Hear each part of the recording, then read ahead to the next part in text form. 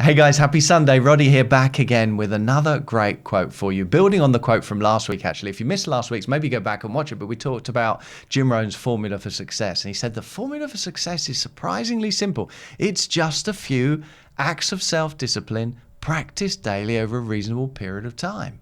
Simple as that. So here we are then. There's something that we want. Those acts of self-discipline is us climbing up towards the achievement of our goal, towards the success that we really want.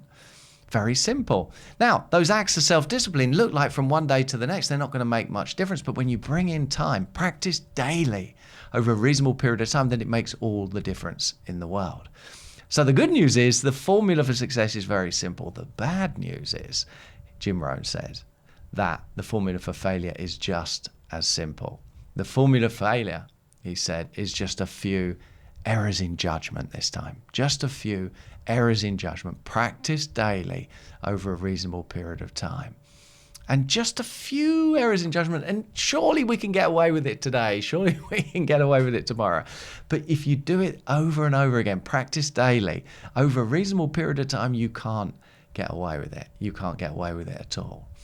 So if we look at this graphically, once again, there's the formula for success, climbing up to our goal, or the formula for failure, sliding all the way down to where we really don't want to be, then thinking that it's too late for us to do anything about it.